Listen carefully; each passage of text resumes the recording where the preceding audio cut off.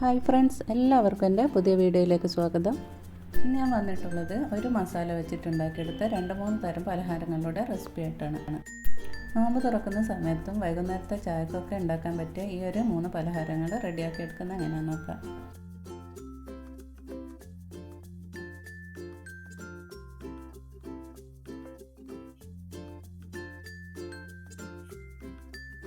ആദ്യം തന്നെ നമുക്കിത് മസാല റെഡിയാക്കി എടുക്കണം. അതിന് വേണ്ടിയിട്ട് ഞാൻ ഇവിടെ ബീഫ് വേവിക്കാനായിട്ട് വെക്കുന്നുണ്ട്. ബീഫ് അല്ലെങ്കിൽ ചിക്കൻ കൊണ്ടും ഇത് ഉണ്ടാക്കിയെടുക്കാം. ഞാനിപ്പം ബീഫ് വെച്ചിട്ടാണ് ഉണ്ടാക്കിയെടുക്കുന്നത്. ബീഫിലേക്ക് മഞ്ഞളും മുളകും ഉപ്പും ഇഞ്ചി വെളുത്തുള്ളി ചതച്ചതും ചേർത്തിട്ട് നന്നായി ഒന്ന് മിക്സ് ചെയ്തെടുക്കാം.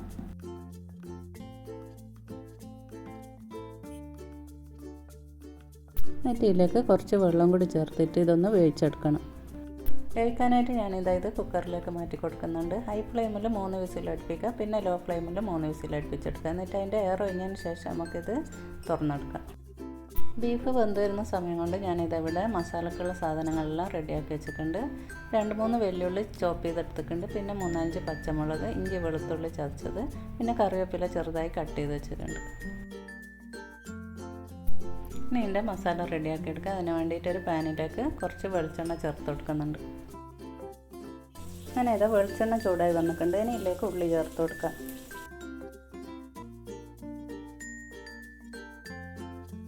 ഉള്ളി ചേർത്ത് കൊടുത്തിട്ട് നല്ലോണം ഒന്ന് ഇളക്കിയിട്ട് കൊടുത്തതിന് ശേഷം പിന്നെ കുറച്ച് ഉപ്പും കൂടി ചേർത്ത് കൊടുത്തിട്ട് ഇത് ഒന്ന് വാട്ടിയെടുക്കാം.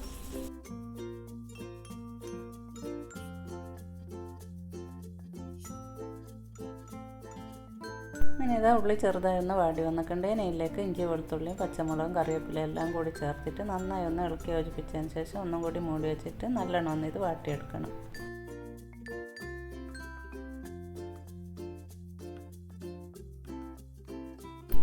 അങ്ങനെ ഇത് നല്ലോണം വാടി വന്നിട്ടുണ്ട്. ഇനി നമുക്ക് ഇതിലേക്ക് കുറച്ച് മഞ്ഞൾപ്പൊടിയും പിന്നെ കുറച്ച് കുരുമുളക് പൊടിയും ചേർത്ത് കൊടുക്കാം. പച്ചമുളക് നന്നായി ചേർത്ത് കൊടുത്തത് കൊണ്ട് തന്നെ കുരുമുളക് പൊടി കുറച്ച് ചേർത്ത് കൊടുത്താൽ മതി. ഒരു 1/4 ടീസ്പൂൺ കുരുമുളക് പൊടി ചേർത്താൽ മതി. പിന്നെ കുറച്ച് ഗരം മസാലപ്പൊടിയും ചേർത്ത് കൊടുക്കുന്നുണ്ട്. പിന്നെ ഇതിലേക്ക് മുളക് പൊടിയും മല്ലിപ്പൊടിയൊന്നും ചേർത്ത് കൊടുക്കുന്നില്ല. ഗരം മസാലപ്പൊടി കുറച്ച് കുറവായതുകൊണ്ട് ഒന്നും കൂടി കുറച്ച് ചേർത്ത് കൊടുത്തിട്ടുണ്ട്, ഒരു 1/4 ടീസ്പൂൺ കൂടി. ഇനി ഇതിലേക്ക് വേവിച്ചെടുത്ത ബീഫ് ഒന്ന് മിക്സിയിൽ ക്രഷ് ചെയ്തെടുത്തതിന് ശേഷം അതും കൂടി ചേർത്ത് കൊടുക്കുന്നുണ്ട്. ഇനി ഇത് നല്ലോണം ഒന്ന് മിക്സ് ചെയ്തെടുക്കാം. അങ്ങനെ ഇതാ ബീഫ് ചേർത്തിട്ട് നല്ലോണം മിക്സ് ചെയ്തെടുത്തിട്ടുണ്ട്. ഇനി ഞാൻ ഇതിലേക്ക് ബീഫ് വേവിച്ചേരം ബാക്കിയുള്ള ഗ്രേവി ഉണ്ടേനോ അതും കൂടി ചേർത്ത് കൊടുക്കുന്നുണ്ട്. എന്നിട്ടിത് നന്നായി ഒന്ന് ഇളക്കി യോജിപ്പിച്ചെടുക്കുക. ഈ ഒരു സമയത്ത് ഉപ്പ് നോക്കിയിട്ട് ആവശ്യമുണ്ടെങ്കിൽ ഉപ്പ് ചേർത്ത് കൊടുക്കണം. ഇപ്പോൾ ഇതിൽ ഉപ്പെല്ലാം കറക്റ്റ് പാകത്തിനാണ് ഉള്ളത്. ഇനി ഇതൊന്ന് മൂടി വെച്ച് കൊടുത്തിട്ട് ലോ ഫ്ലെയിമിൽ ഒരു 5-6 മിനിറ്റ് ഒന്ന് ചൂടാക്കിയെടുക്കാം. ഇതാ മസാല ഇവിടെ റെഡി ആയിട്ടുണ്ട്. ഇനി തീ ഓഫ് ചെയ്ത് കൊടുക്കാം.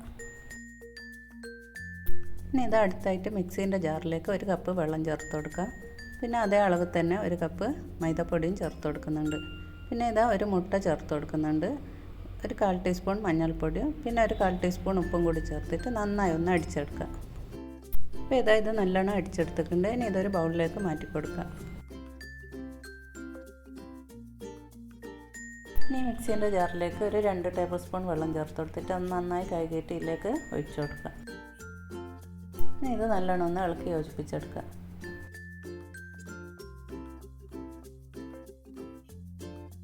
ഇനി സ്നാക്സ് ഉണ്ടാക്കാനായിട്ട് ദോശ ഇട്ടെടുക്കണം. അതിന് വേണ്ടിയിട്ട് ഞാൻ പാൻ അടുപ്പത്ത് വെച്ചിട്ട് ചൂടായി വന്നിട്ടുണ്ട്. ഇനി നമുക്ക് ഓരോ കയ്യിൽ മാവ് വെച്ചിട്ട് ദോശ ഇട്ടെടുക്കാം. ചെറിയ ദോശയും വലിയ ദോശയും ഉണ്ടാക്കിയെടുക്കുന്നുണ്ട്. 2 അളവിലാണ് ദോശ ചുട്ടെടുക്കുന്നത്. ദോശ പെട്ടെന്ന് റെഡിയായി കിട്ടും. കയ്യിലുകൊണ്ട് ഇതുപോലെ ചുറ്റിച്ചെടുത്തതിന് ശേഷം മേലെ ഒന്ന് ആറി വരുമ്പോൾ തിരിച്ചിട്ട് കൊടുക്കുക.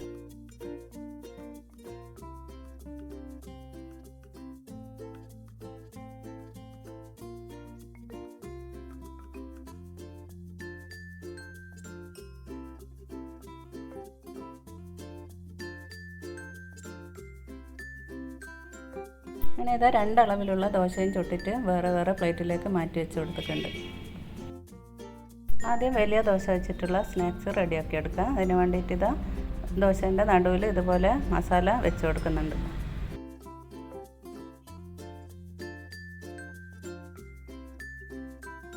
എന്നിട്ട് ദോശേൻ്റെ സൈഡിൽ മൈദ കലക്കി അത് വെച്ചിട്ട് ഇങ്ങനെ ഒട്ടിക്കാനായിട്ട് ആക്കി കൊടുക്കണം. ഇനി 2 ഭാഗം ഇങ്ങനെ മടക്കിയെടുക്കാം. രണ്ട് ഭാഗവും ഇങ്ങനെ മടക്കിയെടുത്തതിന് ശേഷം സൈഡിലും മൈദ കലക്കിയത് വെച്ചിട്ട് ഇങ്ങനെ മടക്കിയിട്ട് ഒട്ടിച്ചു കൊടുക്കുക. ഇങ്ങനെ ഒരു ബോക്സ് പോലെ ആക്കിയിട്ടാണ് എടുക്കേണ്ടത്. ഇതുപോലെ എടുത്തതിന് ശേഷം നമുക്ക് വേറൊരു പ്ലേറ്റിലേക്ക് മാറ്റി വെച്ച് കൊടുക്കുക. എന്നിട്ട് ബാക്കിയുള്ളതും ഇതുപോലെ തന്നെ റെഡിയാക്കി എടുക്കുക. അധികം മസാല വെക്കേണ്ട ആവശ്യമില്ല. നമ്മൾ മുട്ടയെല്ലാം ചേർത്തിട്ട് ചുട്ടെടുത്ത ദോശ ആയതുകൊണ്ട് തന്നെ നല്ല സോഫ്റ്റ് ആയിരിക്കും, നല്ല ടേസ്റ്റും ഉണ്ടാവും. അധികം മസാല വെച്ച് കൊടുക്കേണ്ട ആവശ്യമില്ല. അങ്ങനെ ഇതെല്ലാം ഞാൻ ഇവിടെ റെഡിയാക്കി എടുത്തിട്ടുണ്ട്. ഇനി ഒരു ബൗളിലേക്ക് ഒരു മുട്ട പൊട്ടിച്ച് വെച്ച് കൊടുക്കുക. എന്നിട്ട് അതിലേക്ക് കുറച്ച് ഉപ്പും ചേർത്ത് കൊടുത്ത് കുറച്ച് പാലും ചേർത്ത് കൊടുത്തിട്ട് നല്ലോണം ഒന്ന് മിക്സ് ചെയ്തെടുക്കുക. ഈ ഒരു മുട്ടേൻ്റെ മിക്സിലേക്ക് നമ്മൾ റെഡിയാക്കി വെച്ച ദോശേൻ്റെ ബോക്സില്ല, അത് ഇതുപോലെ മുക്കിയെടുക്കുക. ഒരു പാനിലേക്ക് കുറച്ച് നെയ്യ് ഒഴിച്ചിട്ട് ചൂടായി വരുമ്പോൾ ഈ ഒരു ബോക്സ് അതിലേക്ക് വെച്ച് കൊടുക്കുക. തീ ലോ ഫ്ലെയിമിലാക്കിയിട്ട് വെച്ച് കൊടുക്കണം. മുട്ട ചേർത്തത് കൊണ്ട് തന്നെ പെട്ടെന്ന് ഇത് കരിഞ്ഞു പോകും. അതുകൊണ്ട് ലോ ഫ്ലെയിമിൽ തന്നെ വെച്ചിട്ട് ഇങ്ങനെ വെച്ച് കൊടുക്കുക.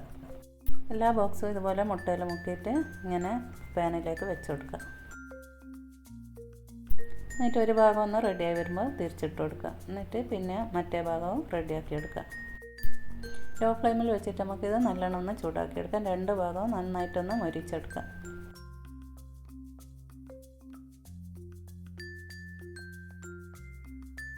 അങ്ങനെ ഇതിവിടെ റെഡി ആയിട്ടുണ്ട്. ഇതൊരു പ്ലേറ്റിലേക്ക് മാറ്റി കൊടുക്കുക.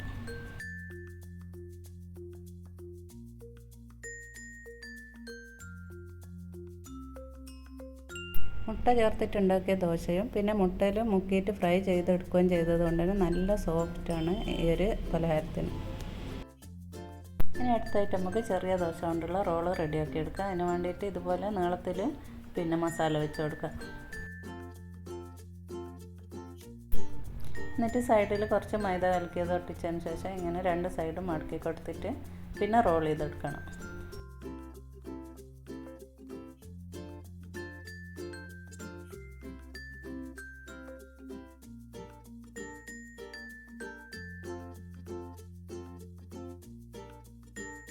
അങ്ങനെ റോൾ ചെയ്തെടുത്തിട്ട് സൈഡെല്ലാം ഒന്ന് ഒട്ടിച്ചു കൊടുക്കാം. പിന്നെ ഒട്ടാത്ത ഭാഗം ഉണ്ടെങ്കിൽ കുറച്ച് മൈദ കലക്കിയത് ചേർത്തിട്ട് ഇതുപോലെ ഒട്ടിച്ചു കൊടുത്താൽ മതി.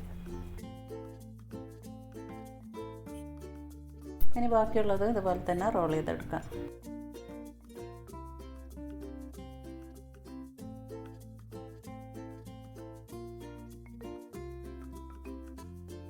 എല്ലാ റോളും ഞാനിവിടെ റെഡിയാക്കി എടുത്തിട്ടുണ്ട്. ഇനി ഇത് മുട്ട കലക്കിയിൽ മുക്കിയെടുത്തതിന് ശേഷം ബ്രെഡ് ക്രംസിൽ മുക്കിയിട്ട് റെഡിയാക്കി എടുക്കുക. നേരത്തെ കലക്കിയെടുത്ത മുട്ട തന്നെ ബാക്കിയുണ്ട്, അതിലാണ് ഇത് മുക്കിയെടുക്കുന്നത്. എല്ലാ റോളും ഇതുപോലെ ചെയ്തെടുക്കാം.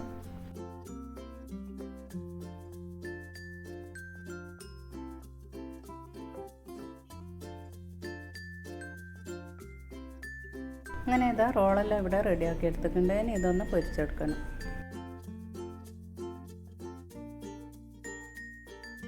ഇത് പൊരിച്ചെടുക്കാനായിട്ടുള്ള എണ്ണ അടുപ്പത്ത് വെച്ച് കൊടുത്തിട്ടുണ്ട്. ഇത് ചൂടായി വരുമ്പോൾ നമുക്ക് റോൾ ഇട്ടിട്ട് പൊരിച്ചെടുക്കാം. ആദ്യം ഹൈ ഫ്ലെയിമിലിടുക, എന്നിട്ട് റോൾ ഇട്ട് കൊടുത്തതിന് ശേഷം മീഡിയം ഫ്ലെയിമിലാക്കിയിട്ട് പൊരിച്ചെടുക്കാം.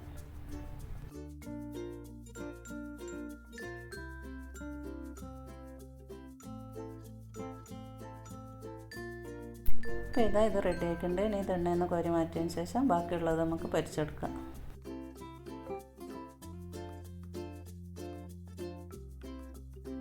അങ്ങനെ ഇത് നല്ല അടിപൊളിയായിട്ടുള്ള റോള് ഇവിടെ റെഡി ആയിട്ടുണ്ട്.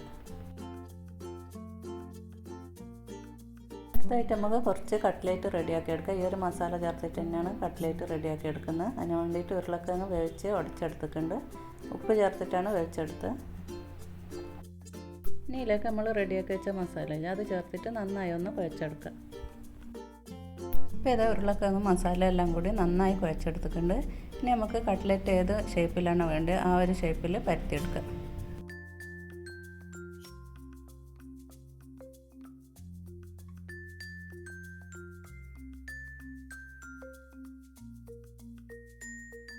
ഇപ്പോൾ കട്ട്ലറ്റെല്ലാം ഇങ്ങനെ പരത്തിയെടുത്തിട്ടുണ്ട്. ഇങ്ങനെ പരത്തിയെടുത്തതിന് ശേഷം എനിക്ക് തോന്നി ഒരു കട്ടർ വെച്ചിട്ട് ഈ ഒരു ഷേപ്പിൽ മുറിച്ചെടുക്കാമെന്ന്. അങ്ങനെ ആ ഒരു ഷേപ്പിലാക്കി എടുക്കുന്നുണ്ട്.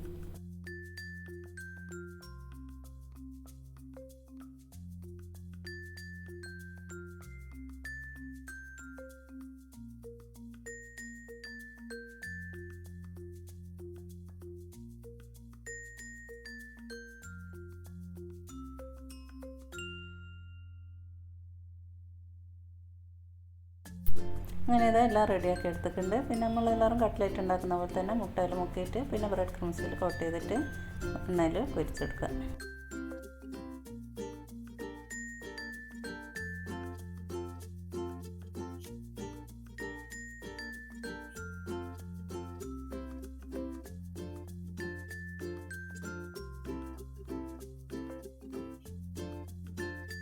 അപ്പോൾ ഇതെല്ലാം റെഡി ആയിട്ടുണ്ട്. ഇനി എണ്ണ ചൂടായി വരുമ്പോൾ ഇതിലേക്ക് ഇട്ട് കൊടുക്കാം. റോള് പൊരിച്ച എണ്ണ തന്നെയാണ് ഇതിന് വേണ്ടിയിട്ട് ഉപയോഗിക്കുന്നത്.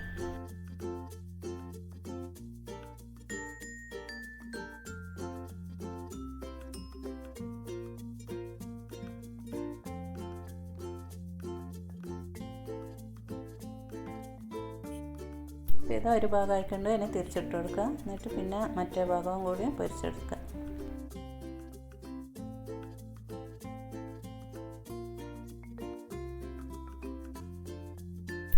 അങ്ങനെ ഇതാ നമ്മളെ കട്ട്ലേറ്റ് ഇവിടെ റെഡി ആയിട്ടുണ്ട്. ഇനി ഇത് എണ്ണയിൽ നിന്ന് കോരിയെടുക്കാം. ഇനി ബാക്കിയുള്ളത് ഇതുപോലെ തന്നെ പൊരിച്ചെടുക്കാം.